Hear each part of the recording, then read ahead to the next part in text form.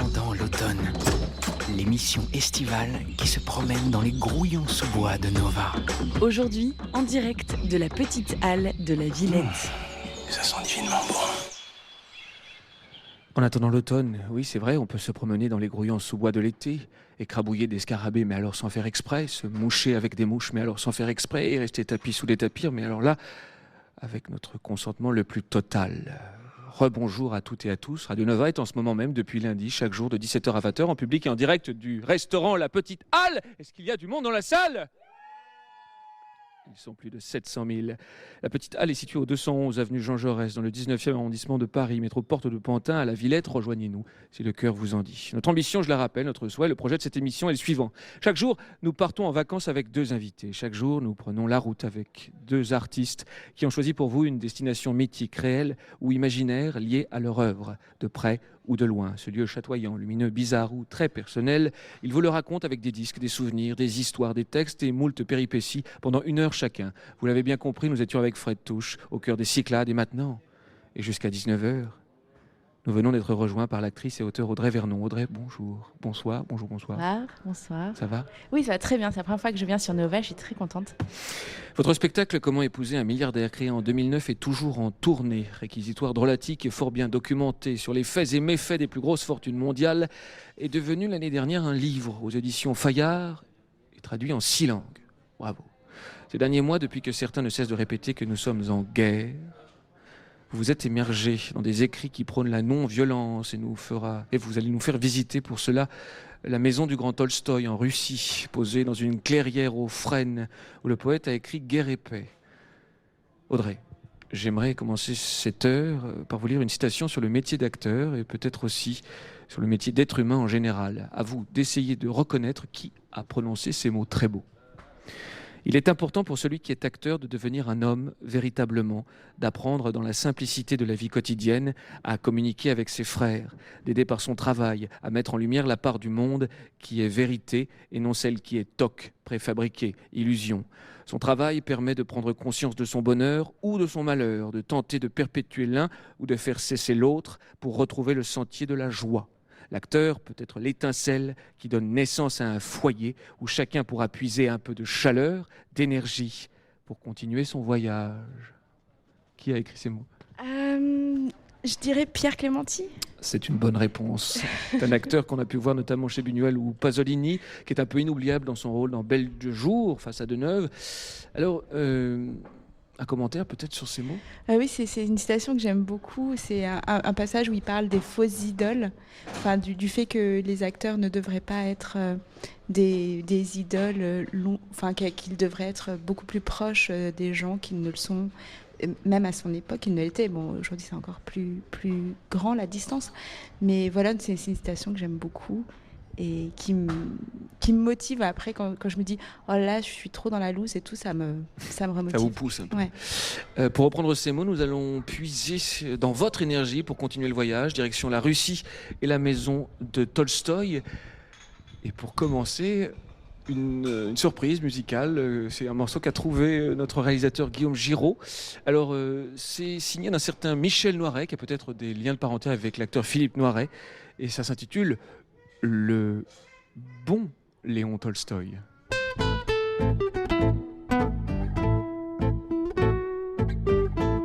Le bon Léon Tolstoï, là de trop de confort, s'en va de la misère tâter le triste sort. Il se nourrit de peu sans le moindre regret. On le retrouve mort, maigre comme un sauret. Moralité, guerre et paix. Bien, alors c'est très bref, mais c'est très beau. Michel Noiret, donc. Audrey, j'aimerais maintenant vous citer vous-même, si ça ne vous dérange pas. Je cite certains de vos propos qui sont extraits d'un entretien qui a été publié cette semaine sur le site Monsieur Mondialisation. J'ai toujours l'impression que les hommes politiques ne parlent de rien de ce qui m'intéresse. Je ne les comprends pas. Je trouve leurs paroles creuses, vides, ils jouent mal.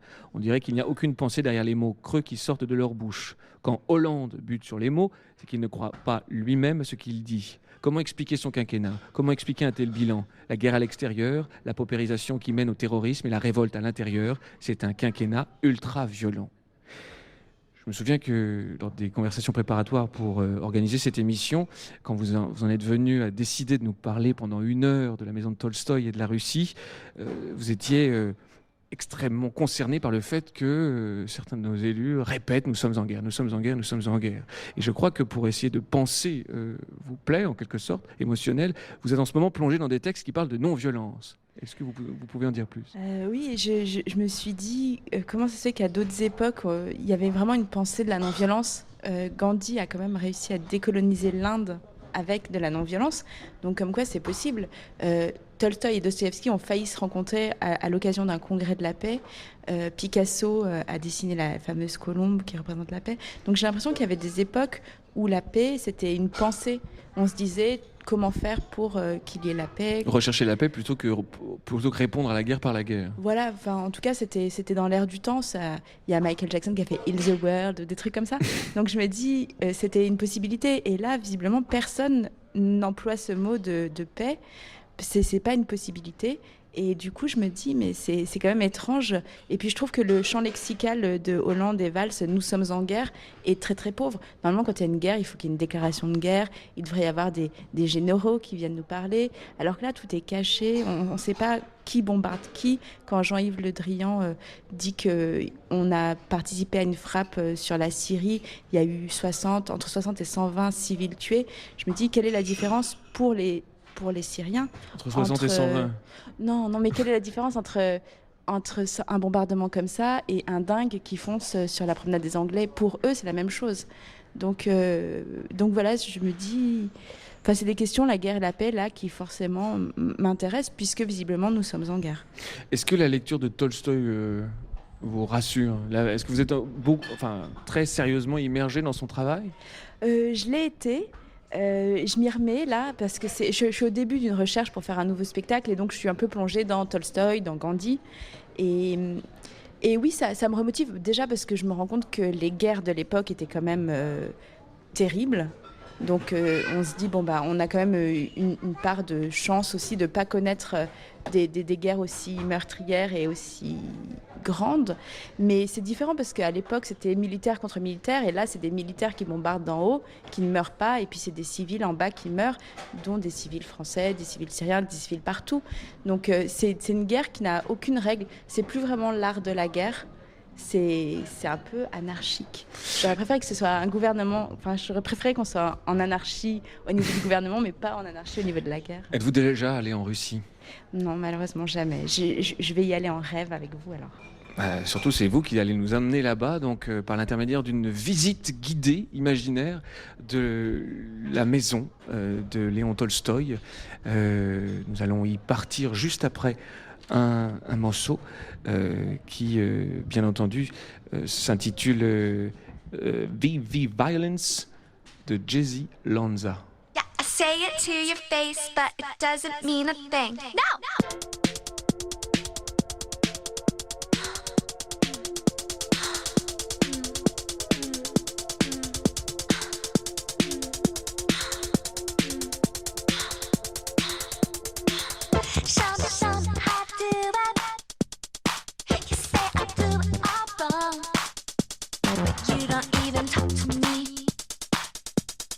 You don't even talk to me.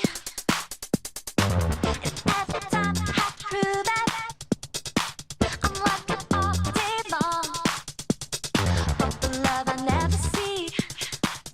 Yeah, I say it to your face, but it doesn't mean a thing. No.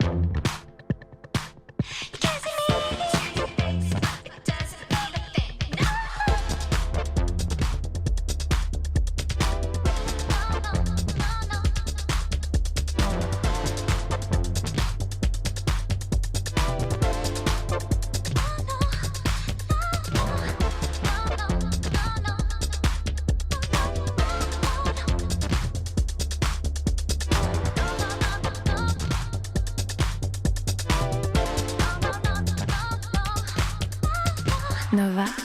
En attendant l'automne, l'émission estivale qui se promène dans les grouillons sous-bois de Nova. Grouillant sous bois, d'accord, pour ce deuxième voyage virtuel en votre compagnie, Audrey Vernon. Je dirais plutôt une clairière aux frênes, puisque c'est la signification, la traduction la plus précise, me semble-t-il, du nom de la maison de Tolstoï, de l'une des maisons de Tolstoï. Vous le dites en russe beaucoup mieux que moi, je vais vous laisser le faire. Yasnaya Poliana. Qui est un grand domaine à 200 km au sud de Moscou, 380 hectares, dont Tolstoï a été à la mort de sa mère. Pourquoi cette maison vous fait en ce moment fantasmer dans l'hypothèse d'un prochain spectacle ? Parce que c'est là qu'il a inventé sa théorie de la non-résistance au mal, théorie qui a inspiré Gandhi, théorie qui a permis de décoloniser l'Inde après. J'ai fait un spectacle sur Marx qui m'a beaucoup inspiré, qui m'a donné plein de force et tout ça. Et c'est vrai que c'est un peu la suite, puisque... Déjà, il y a la Russie. Oui, enfin Marx n'a jamais vécu en Russie, mais... Oui, alors, je vois ce que vous voulez dire. Mais par contre, oui, non, c'est vrai. Mais voilà, donc c'est vrai que cette maison, pour moi, c'est un lieu d'inspiration. Le parcours de Tolstoï est assez intéressant. Il commence par perdre cette demeure au jeu. À l'âge de 9 ans. Non, non, d'abord, il l'a perdu déjà dans son enfance, qu'il a dû en partir à 9 ans, oui, qui a provoqué chez lui une très grande tristesse, me semble-t-il. Pour aller à Moscou. Et après, quand il était jeune homme, il était extrêmement débauché, joueur, il buvait, enfin, il se considérait vraiment comme un homme perverti. Et donc, il a joué sa maison au jeu, il l'a perdu. Donc, le grand domaine de Yasnaya Poliana a été déconstruit et reconstruit 30 km plus loin. Donc, lui, après, a vécu dans les dépendances, dans les granges et tout ça. Et c'est là qu'il a fait sa demeure.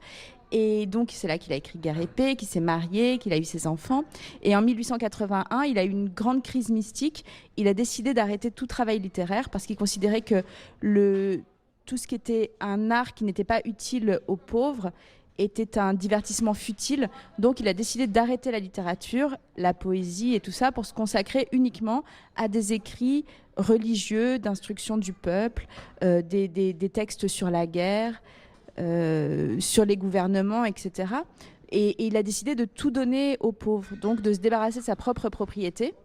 Il voulait la donner, mais sa femme, la comtesse Tolstoï, n'était pas d'accord parce qu'elle lui dit « mais tu as 11 enfants, tu peux pas tout donner ». Et puis surtout, il voulait donner aussi ses droits d'auteur, c'est-à-dire considérer que la propriété intellectuelle, les idées, elles appartiennent à tout le monde, et les grandes idées, elles sont à tout le monde, donc on n'a pas le droit d'avoir... Mais bon, la comtesse Tolstoï, elle a dit « non, même pas en rêve, tu donnes des droits d'auteur ». Donc, elle a gardé les droits d'auteur des œuvres littéraires, et puis après, il s'est mis à écrire des sortes de dissertations religieuses, comme elle disait. Et à un moment donné, elle dit... il essaye d'écrire une dissertation religieuse pour essayer de convaincre que l'Église est incompatible avec les enseignements de l'Évangile. Il n'y a pas 12 personnes en Russie que ça intéressera. J'espère que ça lui passera comme une maladie. Et donc voilà, à partir de 1881, il se consacre à ça. Il se met à travailler la terre, à coudre lui-même ses bottes, à travailler avec les paysans. Et... Sacré bonhomme. Sacré bonhomme. Il passe 7 ans à retraduire les évangiles. Il se met à apprendre le grec. Enfin... Il a ouvert une école aussi. Ça a duré assez peu, mais il a ouvert une école dans l'aile de sa propriété, dans une des ailes de sa propriété. Il voulait offrir à ses paysans l'éducation que ces gens n'avaient jamais eue. Et il affirmait qu'il était prêt à sacrifier à ce projet tous ses biens, toutes ses forces. Malheureusement, il y a eu des gendarmes qui sont arrivés et 3 ans après, il a fallu clore cette expérience. Mais c'était quand même quelqu'un qui était extrêmement conscient de ses privilèges et qui cherchait à les partager le plus possible, semble-t-il. Oui, c'était vraiment l'œuvre de sa vie. Il a aussi créé une maison d'édition qui est assez amusante, qui s'appelle le Posrednik. Et c'est une maison d'édition où il republiait des grands textes de l'histoire de l'humanité, et notamment un texte, Marc Aurèle. Et il y a la comtesse Tolstoï qui raconte ça. À un moment donné, elle en a trop marre parce qu'il n'est pas sympa avec elle et tout ça. Donc, elle a envie d'aller elle se jette dans la rivière. Elle écrit à sa fille, elle lui dit « télégraphie à ton père que je me suis noyée ». Et là, elle croise une paysanne qui lui dit « mais pourquoi vous êtes triste ? Vous devriez lire Marc Aurèle ». Et puis donc la comtesse Tolstoï, elle dit quoi ? Elle dit oui, Marc Aurèle, le comte m'a donné cette brochure, et quand je suis triste, que mon mari boit, je le donne à mon fils et je lui dis vas-y, lis-moi un peu, et alors j'oublie tous mes soucis. Et puis elle dit Marc Aurèle dit de ne pas craindre la mort, alors l'été je dors les grandes fenêtres ouvertes et je me dis à la grâce de Dieu. Donc en fait les paysans autour se mettaient à aussi réciter du Marc Aurèle, et c'est voilà, je trouve que c'est assez amusant. Et comme c'était après l'abolition du servage aussi, les paysans voulaient faire comme ils faisaient toujours, c'est-à-dire couper les bois. Et donc, ils allaient voir le comte Tolstoï en lui disant « Mais qu'est-ce qu'on fait ? Est-ce qu'on coupe le bois pour le vendre, etc. » Et du coup, Tolstoï disait « Mais non, vous êtes libre, maintenant vous faites ce que vous voulez. Si vous voulez couper le bois, vous le coupez. Si vous voulez pas le couper, vous le coupez pas. » Et donc, du coup, les paysans allaient voir la comtesse en disant « Bon, le comte, il est fou. Qu'est-ce qu'on fait avec le bois ?» Alors peut-être que ce conseil de Marc Aurèle, dormir les grandes fenêtres ouvertes, c'est ce que nous faisons tous les Français en ce moment à cause de la canicule, peut-être qu'on va y réfléchir très fort pendant une petite pause musicale. Et peut-être, moi c'est comme ça une idée, puisque c'est dans cette propriété à 200 km de Moscou qu'il a écrit Guerre et paix, peut-être que cette paix qu'il avait en dormant, peut-être que ça lui a donné, en tout cas c'est juste une piste, l'idée d'écrire sur la guerre et sur la paix. On vérifiera cette théorie, si elle est farfelue ou pas, juste après ce morceau qui parle de paix, justement. Peace, de Black and Blues.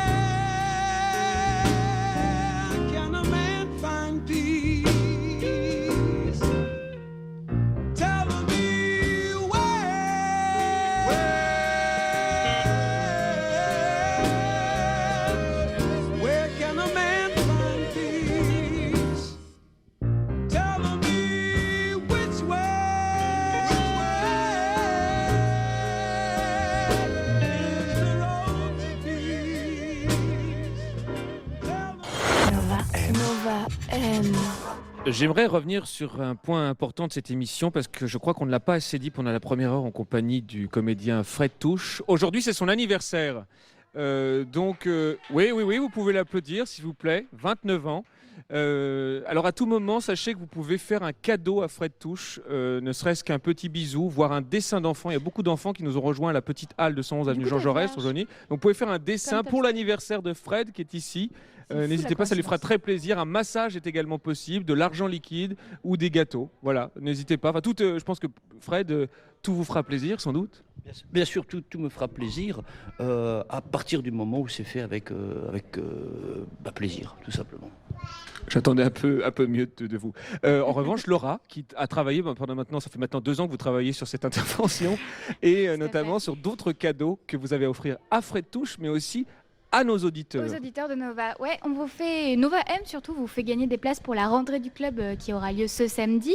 Donc ça aura lieu au Badaboom, le club dans le 11e de Paris. Il me semble d'ailleurs que le Badaboom, c'est votre club préféré. J'adore. J'y vais souvent avec Johnny Banane. Et Bonnie Banane, le garçon. Ouais. Référence à la première heure pour les auditeurs qui nous écoutent depuis. L'ensemble des auditeurs d'ailleurs. Tout à fait.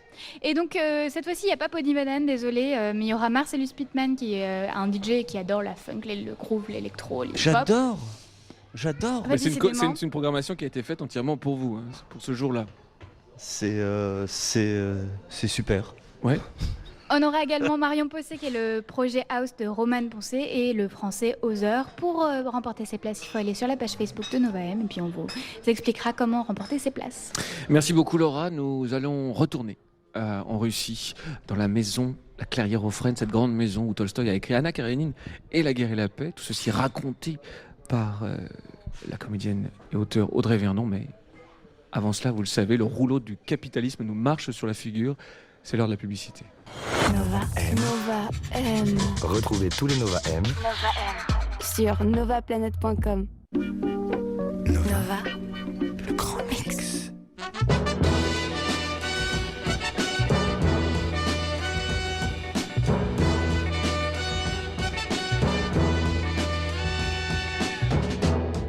If you wanna pack your bags, go on ahead.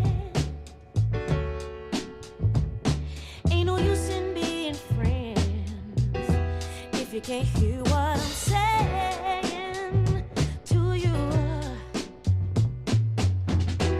One of us need to say it, stop dragging it in the dirt now. One of us gonna get hurt now. So hard when you know it. The love hasn't left the building, and we can't talk about it. We roll the dice, and we lost in the end. Though our luck has run out, yeah, I would do it again.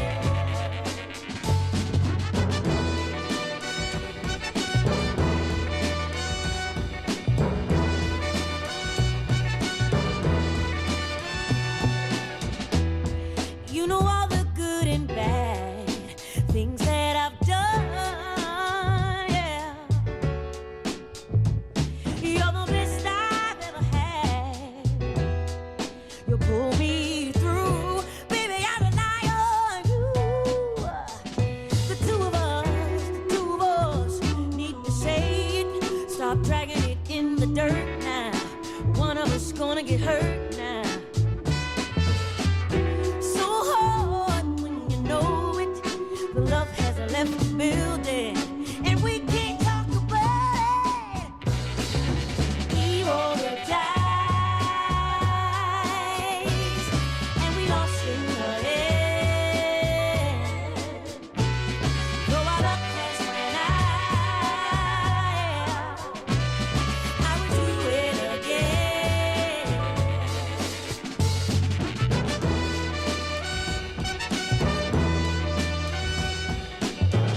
Before I go,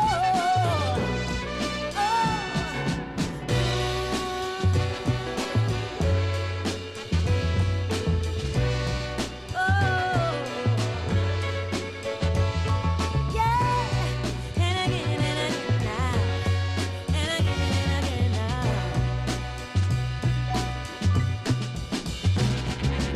We roll the dice, yeah, and we lost in the end. Though our luck has run out, I would do it again. Baby, I would do it again. Do it again.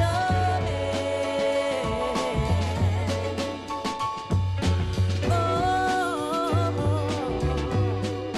do it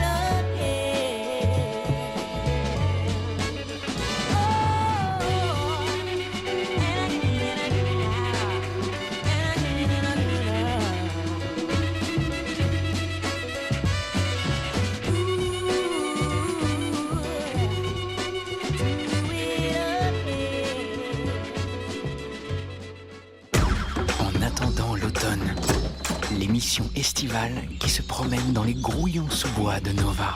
Aujourd'hui, en direct de la petite halle de la Villette. Ça sent divinement bon. Ça sent divinement bon. Mais en fait, nous sommes à la petite halle, d'accord, physiquement, dans ce restaurant élégant de la Villette, mais, rejoignez-nous d'ailleurs, nous y sommes jusqu'à 20h, mais virtuellement, par l'esprit, nous sommes en Russie, à 200 km de Moscou, dans une très grande maison, élégante aussi, qui se trouve être l'une des résidences principales de l'écrivain Léon Tolstoï, l'auteur de La guerre et la paix d'Anna Karénine. C'est d'ailleurs dans cette maison qu'il a écrit ses chefs-d'œuvre. Et il a aussi écrit des textes qui développent l'idée de la non-violence, une idée révolutionnaire à plus d'un titre. C'est ce qui vous touche d'ailleurs, Révérend, c'est vous qui avez choisi cette destination. Est-ce qu'on en sait un peu plus sur les circonstances de la naissance de cette pensée non-violente ? Oui, alors à partir de 1881, donc à partir de sa confession, quand il se convertit à la religion et qu'il décide de se catholique consacrer. Ou orthodoxe, pardon En fait, il a écrit un texte qui s'appelle Quelle est ma religion et dans lequel il dit que l'Église n'est pas compatible avec les enseignements de l'Évangile. Donc il avait il soutenait toutes les religions, toutes les formes de spiritualité et il essayait de développer une religion pour que les hommes soient tous frères et soient tous s'aiment les uns les autres. Enfin, le principe du sermon de la montagne de Jésus et tout ça, il dit que toutes ces figures comme Jésus, comme les prophètes sont des figures qui doivent nous inspirer, qui sont des exemples, et peu importe la religion. Et d'ailleurs, il est enterré dans un endroit au bord d'un ravin. Il faisait un jeu avec son frère qui s'appelait... Dans cette propriété, dans cette clairière au frêne, effectivement, il y a sa tombe. Il y a sa tombe qui est juste une tombe à même le sol. Et il s'est fait enterrer là parce que son frère est mort à la guerre, justement. Et donc, ils avaient un jeu qui s'appelait le jeu des frères fourmis. Et ils se cachaient sous des chaises avec des draps. Et ils se serraient les uns contre les autres dans un idéal d'amour de l'humanité. Et son frère lui avait dit qu'il connaissait un secret pour que les hommes ne connaissent plus le malheur, ne se fassent jamais et soient toujours heureux. Et que ce secret, il l'avait écrit sur un bâton vert et qu'il avait enfoui à cet endroit à côté du ravin. Et c'est là que Tolstoï, en hommage à son frère qu'il a perdu assez jeune, s'est fait enterrer. Alors je précise que Stefan Zweig, l'écrivain allemand, quand il est allé sur la tombe de Tolstoï, il a dit « J'ai jamais rien vu de plus grandiose et de plus saisissant parce que justement, cette tombe, c'est l'illustration de l'humilité la plus totale. C'est un monticule de terre et d'herbe à peine fleuri de 2-3 fleurs rouges. C'est vrai que pour quelqu'un d'aussi important, c'était jusqu'au bout une preuve de humilité, modestie. Oui, puis c'est un hommage aussi à cet idéal de solidarité et d'humanité qu'il essayait de prôner dans sa propre maison. Et donc c'est amusant parce que c'était une maison où il y avait à la fois sa femme, il y avait des jeux de tennis, il y avait une vie à la fois de château, une vie de phalanstère. Et donc, il y avait à la fois des bourgeois, des gens très riches qui venaient, et puis des paysans, des moudjiks. Il y avait un Suédois tout nu aussi. Alors parlons-en, c'est le moment du Suédois tout nu, c'est une rubrique assez appréciée par nos auditeurs. Le Suédois tout nu, c'est un Suédois qui était naturiste et végétarien, et qui avait décidé que tout homme avait droit à 10 acres de terre, sur lesquels il pouvait nourrir sa famille et tout ça. Et ces 10 acres de terre, lui, il avait choisi de les prendre à Yasnaya Poliana. Et donc, comme il avait un côté... Ah oui, pardon, c'est le nom de la propriété, pardon, excusez-moi. Et du coup, il vivait là-bas, et comme personne n'osait le chasser, parce qu'il avait quand même un côté un peu étrange, et donc il dormait tout nu sur le perron avec une bouteille sous la tête. Et donc la comtesse était bouteille sous la tête, comme un oreiller. Oui. Exactement. Et donc la comtesse était un peu furieuse, parce qu'elle disait quand même, il y a des jeunes filles à marier, et puis il y a ce Suédois tout nu, il me fait peur, il est en loque. Enfin voilà, donc il vivait avec un Suédois tout nu. Il y avait des Américains qui passaient par exemple l'un par l'Asie, l'autre par l'Europe, qui décidaient de se donner rendez-vous à Yasnaya Poliana. Et donc les enfants de Tolstoï disent que quand ils vivaient dans la maison, il y avait des gens, ils venaient, ils traînaient là, personne ne les trouvait sympathiques, mais ils restaient, ils commençaient à rendre 2-3 services, on s'habituait à eux, on finissait par dire des anecdotes devant eux, à parler de façon personnelle. Et quelques années, on apprenait que c'était des amis de la famille et qu'ils écrivaient leurs mémoires. Donc il y avait une vie comme ça chez Tolstoï, et Tolstoï écoutait, il se mettait dans le jardin et il recevait les paysans qui venaient lui parler, qui venaient lui demander des conseils, qui venaient demander l'aumône. Il y avait quelqu'un aussi qui estimait que Tolstoï ne vivait pas selon ses principes religieux et donc qui passait sa journée dans la maison à l'insulter. Voilà, il y avait quelqu'un qui décidait, un morphinomane qui décidait de résoudre les dogmes mathématiques.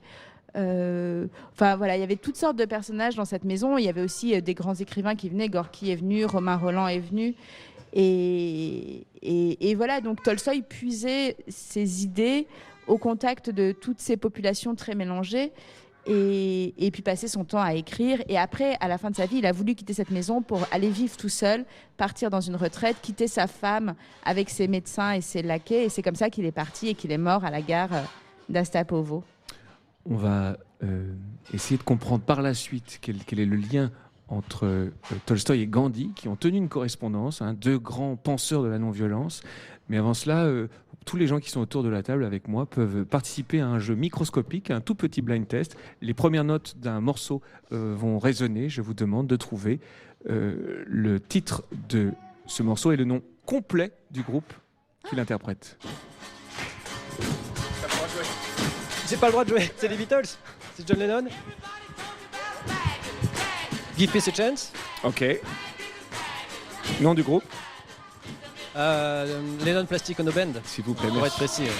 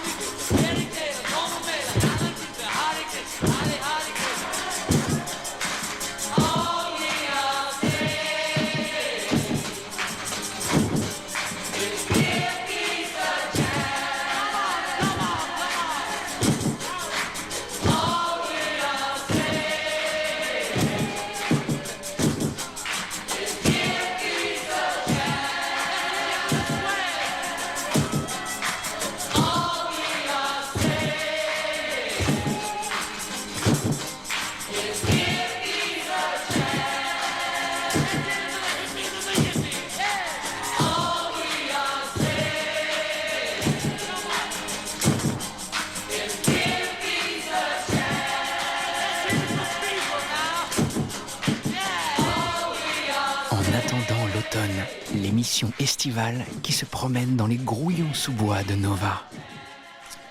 Oui, donnons une chance à la paix. C'est des idées qu'il faut quand même rappeler, puisqu'on nous dit au contraire que nous sommes en guerre et qu'il faut d'abord peut-être penser à trouver des moyens de faire la paix. Gandhi reste quelqu'un d'important pour l'époque et aussi en ce moment dans vos lectures, Audrey Vernon. Ouais. J'aimerais bien dire une petite citation de Tolstoï qui dit... en s'adressant au gouvernement, il dit « C'est vous, hommes faits, bergers des peuples, qui dites comme des enfants qui, s'étant battus, sont grondés. Ce n'est pas nous qui avons commencé, c'est eux. Vous ne trouvez rien de mieux à dire, vous qui vous êtes arrogé le rôle de gouverner les peuples. » Et c'est vrai que j'ai l'impression que là, le truc, c'est la guerre, c'est la guerre. Il y a un côté très enfantin. Ça va pas beaucoup plus loin. La bataille navale. Et ça fait un petit peu peur. C'est-à-dire qu'on se dit, mais ah bon, c'est aussi simple que ça, mais on réfléchit pas plus loin, on se dit pas... On va peut-être commencer, nous, par dire « Ok, on arrête, on s'excuse pour les meurtres que nous avons commis sur des terres étrangères ou des choses comme ça. » Il faut bien, à un moment donné, que quelqu'un commence... Faire un premier pas vers la paix, en fait, c'est ça. Je sais, si ça vous dérange pas, je veux bien qu'on clarifie au fil de vos recherches en ce moment, pour votre hypothétique prochain spectacle, éventuellement les liens entre Tolstoï et Gandhi, sans rentrer dans les détails. Je sais que vous n'êtes pas universitaire, mais en ce moment vous vous nourrissez à la fois de l'un et de l'autre.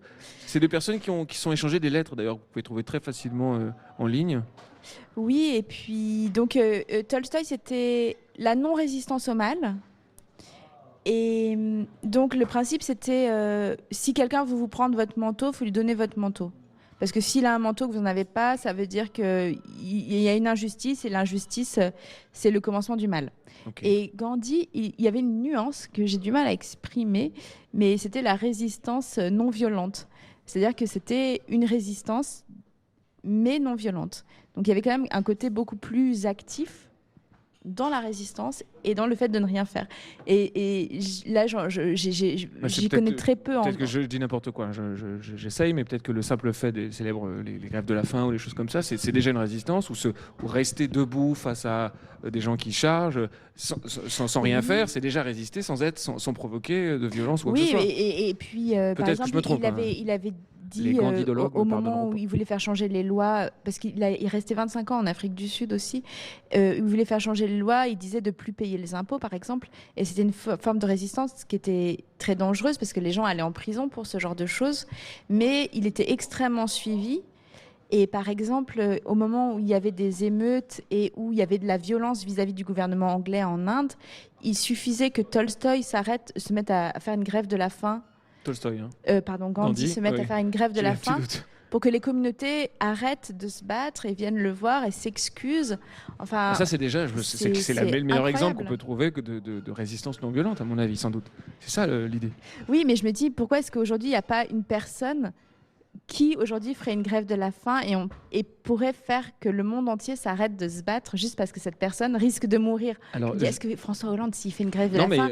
J'ai le souvenir, il y a une dizaine d'années, d'un député qui s'appelait Jean Lassalle, qui avait obtenu, je ne sais plus quoi d'ailleurs, mais par le fait de faire une grève de la faim pendant, je n'ai pas les chiffres, je suis désolé, mais plusieurs jours, voire plusieurs semaines. Et il avait, je vais mettre mes enquêteurs sur le coup, qui vont essayer d'en savoir un peu plus pour le prochain plateau. Il avait également chanté à l'Assemblée nationale pour faire avancer sa cause, mais alors, comme vous, je ne me souviens pas de la cause qu'il défendait. C'est quand même dommage. Oui. Fred Touche. C'était pour qu'une entreprise reste dans le giron de sa circonscription, car elle menaçait de délocaliser. Et donc, il avait fait cette grève de la faim pour que l'entreprise reste. Bon, ben voilà, en quelque sorte, résistance non violente. Une pause musicale et ensuite un certain Julien Blangra qui était là, qui mène son enquête, a quelque chose à vous dire, Audrey Vernon. Mais avant cela, Bob Marley, qui lui a chanté la guerre, mais d'une manière c'est super, c'est que des chansons pertinente. Sur la guerre et la paix. Oui. C'est super. C'est l'idée. Hein, voilà. C'est trop chouette.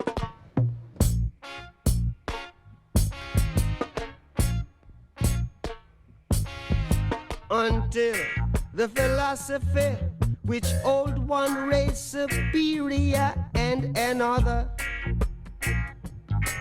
inferior is finally and permanently discredited and abandoned. Everywhere is war. It's a war that until they're no longer first class and second class citizens of any nation,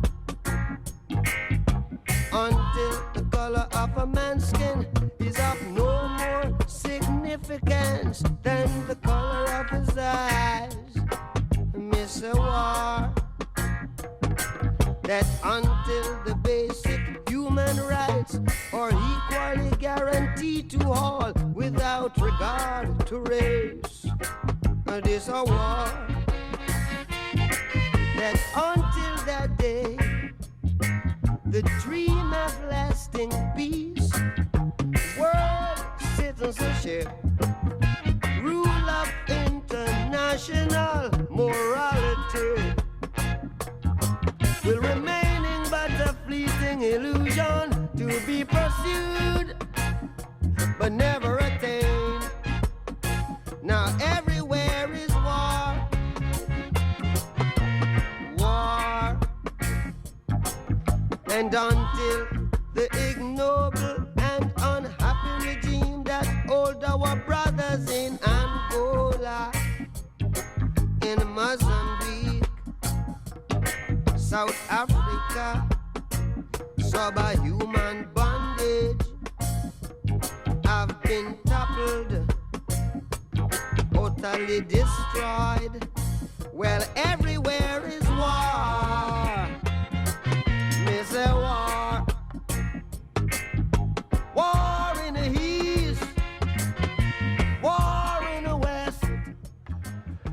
Audrey Vernon, je réclame votre attention s'il vous plaît. Nous sommes avec vous depuis le début de cette heure et votre pensée, en tout cas vos propos, suscitent des réactions. Et notamment l'écrivain Julien Blangrac est à mes côtés. Bon, rebonjour Julien. Rebonjour. C'est un peu penché sur l'un de vos spectacles. Julien, je vous en prie. Allez. Alors oui, Audrey, vous êtes une artiste multicarte, vous faites plein de choses et on vous connaît notamment pour votre spectacle intitulé « Comment épouser un milliardaire », un spectacle qui est devenu un livre, qui a eu du succès, qui a été traduit dans une demi-douzaine de pays, donc bravo. Et contrairement à ce que son titre pourrait laisser croire, il ne s'agit pas d'un énième ouvrage de chick-lit peuplé de pintades à la recherche d'un prince charmant bien garni du portefeuille, mais bien d'un cours d'économie zygomatique, d'un brûlot grinçant sur les inégalités sociales, l'ultracapitalisme et l'exploitation de l'homme par l'homme, qui prouve que l'homme est un loup pour l'homme. Et il y a là un paradoxe logique, car si l'homme est un loup pour l'homme, on devrait pouvoir affirmer que le loup est un homme pour le loup, ce qui est chelou, et que du coup le loup est un loup pour l'homme et l'homme est un homme pour le loup. Oui, d'ailleurs, qu'en pensez-vous les loulous ? C'est une belle question en tout cas, et qui exige pour y répondre de se pencher sur l'origine de la formule latine Homo homini lupus est. Alors Audrey, vous qui aimez les grands textes, vous savez bien sûr qu'on doit cette punchline à Plaute en 195 avant Jésus-Christ et qu'elle a été reprise par Pline l'Ancien, Erasme, Schopenhauer et surtout Hobbes, le philosophe anglais du XVIIe siècle, l'auteur du Léviathan. Alors, Julien, excusez-moi, j'ai des documents qui viennent de me parvenir depuis que vous avez prononcé les mots Pline l'Ancien. Et pourtant, Dieu sait si j'aime les grands textes, les textes classiques, et bien notre nuance est en chute libre. Veuillez redresser la barre. D'accord, donc je change un petit peu. Alors, trêve de digression philosophique et revenons ensemble au vrai sujet, au sujet qui compte. La thune. Donc, Audrey, pour devenir riche, j'ai tenté d'imiter votre succès et j'ai pensé à écrire Comment épouser une milliardaire. Ouais. Le problème, comme vous le savez, une fois de plus, c'est qu'en France, il n'y en a pas beaucoup des milliardaires femmes. Je crois qu'il n'y en a qu'une. Elle s'appelle Liliane Bettencourt et elle a environ 117 ans. C'est au-dessus de mes forces. Surtout que d'autres, qui sont plus courageux, s'y sont collés avant moi. D'ailleurs, on a appris avant-hier que son copain François-Marie Bagné avait été condamné, au terme d'un long marathon judiciaire, à 4 ans de prison avec sursis pour abus de faiblesse. Tout ça pour avoir fait quelques compliments à sa Liliane en échange de menus cadeaux. Une bougie parfumée par-ci, 2-3 Picasso par-là. Tiens, une Smartbox, mon chouchou. Oh, des contrats d'assurance vie, etc. Qu'est-ce que c'est que cette justice qui condamne l'amour et la générosité envers les personnes âgées ? C'est triste. Bon, bref, j'ai laissé tomber l'idée d'épouser une milliardaire et j'ai changé mon fusil d'épaule. Si je veux faire un truc qui marche, il faut viser un public large, avec une promesse raisonnable et accessible. Et j'ai donc démarré la rédaction de Comment épouser un prolétaire. Mais là encore, c'est pas aussi facile que ça en a l'air, car le pauvre rechigne parfois à se mélanger. Est-ce que vous avez déjà vu un chômeur assister aux réunions du Rotary Club ? Non. Est-ce que vous vous souvenez d'avoir croisé ne serait-ce qu'un seul ouvrier au sommet de Davos ? Non. Bon, bref, c'était mon idée qui marchait pas. Alors j'ai encore changé mon fusil d'épaule, j'ai décidé d'être vraiment pragmatique pour toucher le très grand public. J'ai calculé le salaire moyen des Français pour écrire Comment épouser un type qui gagne 2202 € net par mois. Bon, j'en ai parlé à ma femme, elle a trouvé ça nul. En fait, je crois que je vais arrêter tout ça. Donc, Audrey, je vais vous laisser le créneau de l'argent et de la finance, car vous êtes la meilleure. Et j'espère que vous allez continuer, nous présenter bientôt un nouveau spectacle. Et je vous pose la question, est-ce que vous auriez encore une petite pièce, s'il vous plaît ? Merci. Merci, Julien. Nova. La morale de cette histoire, c'est qu'on ne peut pas toujours avoir ce qu'on veut. Les Stones, d'ailleurs, l'ont assez bien chanté. On les entendra d'ici assez peu de temps. Avant cela, il y aura une page publicité et nous repartirons, après tout ça, en direction de la maison de Tolstoï en Russie, avec vous, Audrey Vernon. Nova. Le grand mix.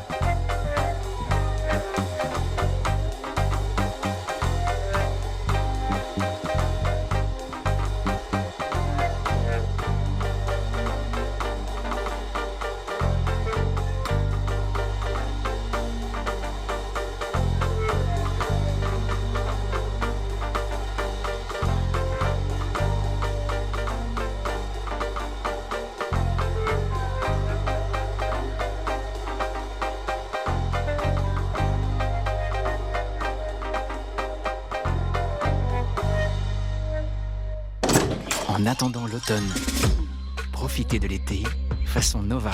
Audrey Vernon, quand on vous demande si on avait besoin de toi pour repenser la politique sociale, économique, écologique et financière de la France, vous répondez la chose suivante.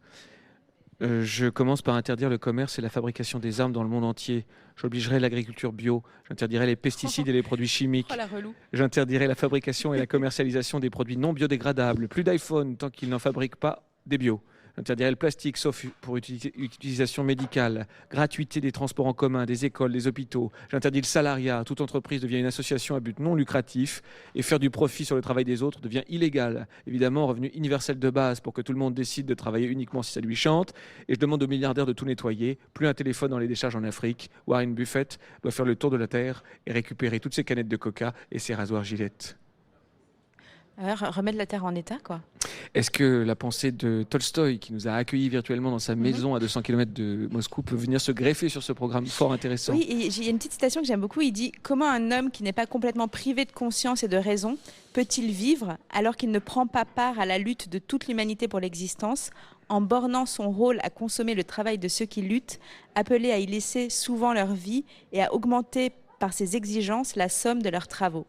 Je trouve que c'est un beau résumé de ce qu'est un milliardaire ou un riche, en tout cas, voilà, d'exploiter les autres. Et tout à l'heure, on parlait de résistance non violente.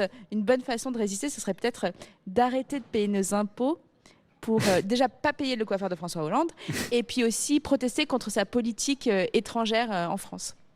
Écoutez, je sens... Les impôts, il y a déjà les riches Julien qui font ça Blangras. souvent via l'évasion fiscale. C'est vrai. Ça se fait pas mal.